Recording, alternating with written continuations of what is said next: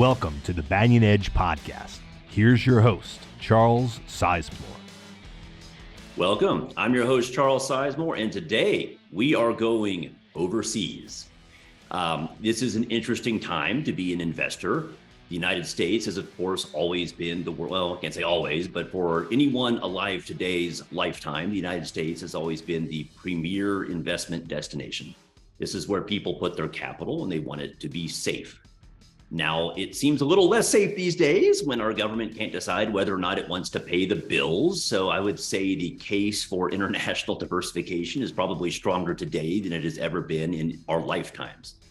Now, about that, most of my wealth is in, the stock market or stock-related investment strategies. Is what I do for a living. It's what I write about. It's what I live and breathe. But I have a large chunk in real estate as well. In fact, if you look at the total market value of the real estate, including the value of the mortgages and whatnot, my real estate holdings actually get pretty close to my stock market holdings. It's a good chunk, and not all of that is in the U.S. A lot of that is actually overseas. So to help me unpack all of this and to make sense of it all, I have brought in the international man of mystery himself, the brains behind Real Estate Trend Alert, Rita, Mr. Ronan McMahon. Welcome. Thank you so much, Charles, and a pleasure to be with you as always. Now, whenever I talk to you, the first question that I always have to ask, because it's always quite relevant, where are you at the moment? I'm in Cork, Ireland, which is my hometown. So I'm back for my summer holidays. The Irish May sunshine is streaming into my room. It's absolutely heavenly. Yeah, I've always imagined you more of this just gypsy that just sort of goes from place to place, just kind of, jet setting the world. The idea that you actually have a semi-permanent home is almost disappointing. I just like to see you as this buccaneer out there on the high seas, just looking for your next big deal. But I'm kind of joking, not really joking. Yeah. Well, I buccaneer between multiple homes, but Charles, I'm at this now nearly 2 decades, so I need to have my own beds. So kind of Portugal is my primary home. That's my primary home. Ireland is for vacations. I spend a lot of time in a condo I have in Cabo San Lucas in Mexico, also a home I have on the Caribbean side of Mexico. And some of these homes I rent when I'm not using. So for example, my home in Portugal, I rent it for the peak summer months because I like to be here in Ireland, and it covers the mortgage, covers my golf club dues, covers all the holding costs. And then in Cabo, when I'm over this side of the world, I rent my Cabo home. That generates a strong income. So there's a lot of buccaneering in between, but I must admit I need my own bed now for periods in between. I understand that. I'm not getting any younger myself, and it is nice to have a bed that knows your back, that actually knows your spine and, conforms to it. But I was talking to your team, and I was trying to track you down, and they said you were at that moment, I believe, in the middle of, you were somewhere en route between Portugal and Ireland. You actually drove? Like, what did that look like? I did. I drove from my home that's just north of Lisbon to right here to Cork, Ireland. So that was, Charles, it was a fabulous adventure. Like so many of us now who travel a lot, airports are airports can be heavy going. It's only a 2-hour flight from Lisbon to Dublin, but I had to get through Lisbon Airport, and then I had to arrive in Dublin Airport, and then I'd need to figure out renting a car, and then I'd have to deal with this. And I said, why not, instead of having a half day of extreme unpleasantness, spread the trip out into 4 or 5 days of adventures? So day one, I drove from Lisbon to Salamanca in Spain. Lovely town, I might add. Lovely 4-hour drive. Then had a full 24 hours in Salamanca for sightseeing. drove on another 4 hours to Bilbao, then had a fabulous evening in Bilbao, then got on the ferry, which is a 29-hour ferry from Bilbao to Rosslare in the southeast of Ireland. And that was just unbelievably pleasant. You know, it was my wife and I, we got on, we had entrance to a beautiful lounge at the front of the ferry. We put our feet up, we ate for many hours, then we went to bed, had a great sleep, got up again and ate for many hours, and just drove off the ferry in our own car and drove home with the trunk full of all our stuff. So I'm doing it again to go back, to bring the car back in a couple of months, and I'm looking forward to that. But I think it's going to become part of my routine now, because you know, just slow travel is you know, I love it. You know, I love travel as it used to be, and I think with ferries and trains we can get that back. And like you know, I mean, my office is wherever I am once I've got a decent internet connection. So that time on the ferry isn't lost time. You know, it's time I can use to re-energize work, etc. So I'm delighted with the adventure so far. Sounds like it. I do have one relevant question. Ireland, it drives on the UK side of the road, right? Yeah. So that is tricky. So now, so what side is your steering wheel on in the car that you have in it's on Portugal? the wrong side, Charles. Whatever. I'll need to look at it and check. But there's so it is a new trick. So you know, generally in Ireland, we drive on the left-hand side of the road with the steering wheel on the right. In Mexico and Portugal, it's the same as the US. So, you know, I've grown accustomed to being comfortable in Ireland and being comfortable in Mexico and being comfortable in Portugal. Now I have a new trick which is to get comfortable with my Portuguese car on the Irish roads. But it's fine, you know. Just again, it's just the same thing. You know, you just need to line yourself up towards a point and just forget about the amount of car that's to your right. I have a hard enough time learning how to use a Mac after using a PC. So the idea of driving with the steering wheel on the other side of the car, that would really be an adjustment for me. But at any rate, you are a man that loves his adventures. One point that I heard you make earlier, and I thought it would be good for the show to bring it up. You'd mentioned that we live in an age of scarcity, but yet when I see your the way you live, the way you invest, there doesn't seem to be much scarce about this. You seem to be kind of living in this land of opportunity. But tell us what you mean by that. Yeah. So and both, you know, both are true, the scarcity and the opportunity, because you know the scarcity that I'm going to speak to, you know, in large parts drives the opportunity, because it's driving up the value of the real estate we buy, it's driving up the real estate that we rent. But first of all, to speak to the opportunity side of the equation, you know, we are in a world where a small number of truly beautiful, aesthetically beautiful, welcoming places are attracting folks from right across the globe. These are retirees, these are folks looking to set up a business, these are remote workers. So we're in an age where people are flooding into places like Panama City, Playa del Carmen in Mexico, Lagos in Portugal, Cabo San Lucas. So people are flooding into these places, embracing opportunity, you know, embracing what essentially is that quintessential American dream from the 1950s. You know, this is happening, and this is happening now. And our opportunity is to front run those people and buy the real estate that they're going to want to rent, the real estate that they're going to ultimately want to buy.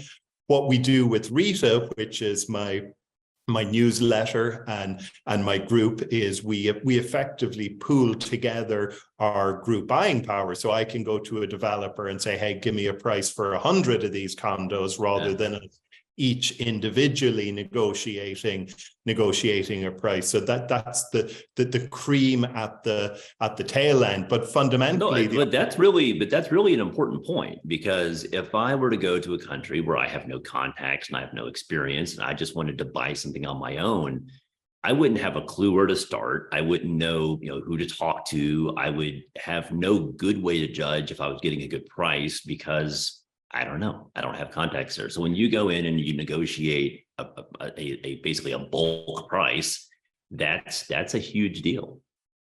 Yeah, absolutely. So what we do is we scour the globe, me along with my team. We identify places where these trends are happening, which is basically where people are flooding in because it's beautiful, because they're more welcome, because the taxes are lower, just all these things that can make places more appealing. And then we identify what's the best way to profit from this situation. Is it buy raw land? Is it to buy condos pre-construction? Is it to buy finished inventory? And then we make a deal with whoever controls that inventory, and then also introduce all our members to the lawyer that I use, choice of rental managers, et cetera, et cetera. So, it's essentially, it starts at a kind of a macro big idea, but we drill right down to the specifics of the deal, because ultimately real estate is everything. Real estate isn't just macro, and real estate certainly isn't just micro. For real estate, and in particular, when you make the step to investing out of state or out of country, you want the whole package to be there. And that's what I've been doing along with my team since I founded Real Estate Trend Alert in 2008. Yeah, that's and from the sounds of things, it's you have it refined to the point where it's essentially a turnkey solution, which I think that's probably the single most attractive aspect. Is it's you're not having to read, the reader, the investor isn't having to reinvent the wheel. So that's huge. Yeah. Now, what in your globe spanning here, your globe trotting here, what do you like today? Like what are you working on today that's attractive? Yeah, so in terms of today, there's, RETA members just last week got in on our newest deal in the Coruscant community, which is right on the edge of Playa del Carmen on Mexico's Caribbean coast. So just to orient everyone, Playa del Carmen is about 50 minutes from Cancun International Airport. It's a vibrant beach city just right on those pristine white sands. It's just got an incredible array of nightlife, of restaurants, of art galleries, boutiques. It started to become more and more high-end in recent years. So it's attracted tourists for a long time, and since COVID, it's attracted a lot more year-round livers, just making it their home as a beach city.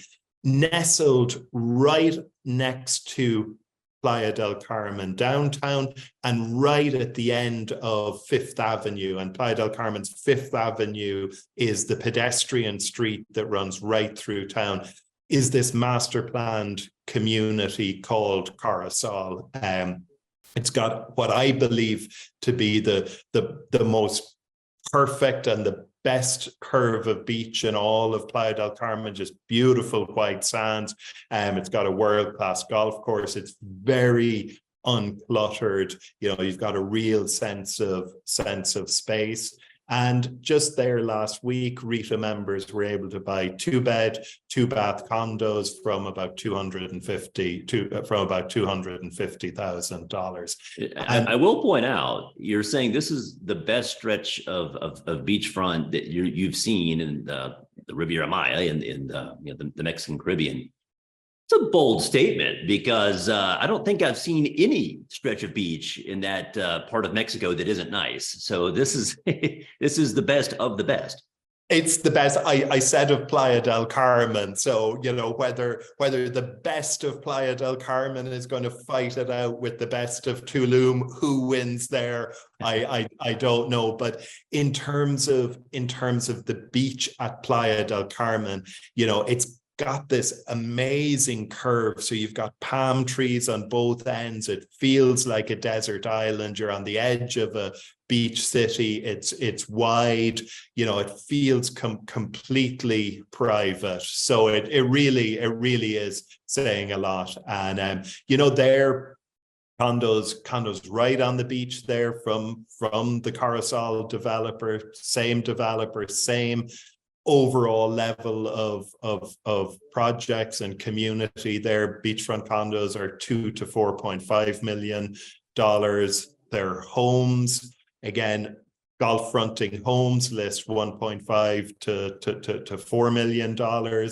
And we were able to make this deal with the developer because they're looking to build community. They're looking to target a market which they otherwise don't have access to. They're looking for critical mass in the community to help make all the restaurants and all the infrastructure and all that work.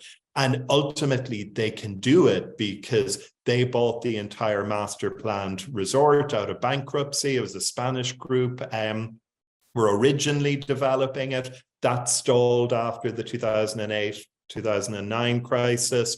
They went into bankruptcy in Spain, then went into Spain's bad bank. It was just this awful decade-long drawn-out process, which means that Coruscant was almost preserved in time, say, unlike its neighbor Mayakoba, which has been very heavily developed. So there's another angle here, is that part of our opportunity was created by the 2008 and 2009 crisis and the failure of that Spanish group. And the new owners are a major Mexican conglomerate. They own one of Mexico's major banks, which means they're willing to give RITA members 10-year finance. They own media. It's never a bad thing when one of your key partners owns a bank. That's a useful partner to have.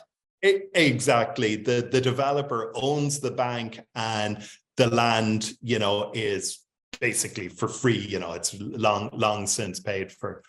So these are the types of situations that can that create opportunity. When we've got the big macro story, Playa del Carmen's on the up, it's incredibly attractive.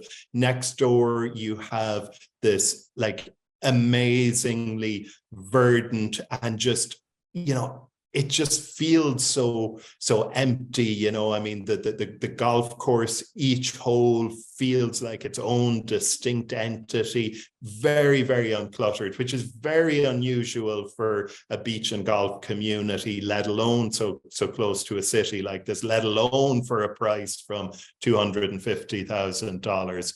So these are the types of deals that, they create opportunity for us for capital appreciation, because I figure these condos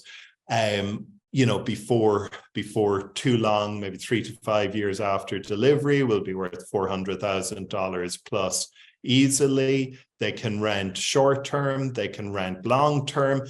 You can integrate them into your lifestyle. I bought one of the 3-bed condos there, and it's a place where I plan to spend some time every year. And then when I'm not using it, I'll rent it short term in the peak season, and then get a 6-month tenant for the less peak season. But the thing about Playa del Carmen today, and this was in my report for RITA members, this is one of the things that I highlighted more and more. You see these press reports, no low season anymore. These are destinations now that are holding year-round appeal. So that's a place, in terms of the legs of the stool, a place where there's a macro story, where the resort and the developer is strong, and where our deal is strong. And that's the trifecta that I'm looking for. Curiosity, just kind of back of the envelope, what do the rental yields look like? So rental yields long term will look in the region of kind of 12 to 14% gross, and short term, maybe 14 to 16. So really, really strong. So to give you another example, like a personal example, my condo in Cabo San Lucas, I bought that as part of a RETA members only deal, took possession in 2019, I guess. The RETA members price was $336,000.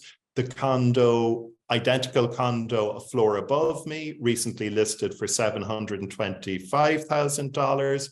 And the condo that I bought along with RETA members for the low 300s rents long-term now for $3,000 per month. So one of the huge changes in my world, again, since COVID, is what I call the rise of the long-term renter. So before COVID, my investments, my beat was primarily focused on short-term renting.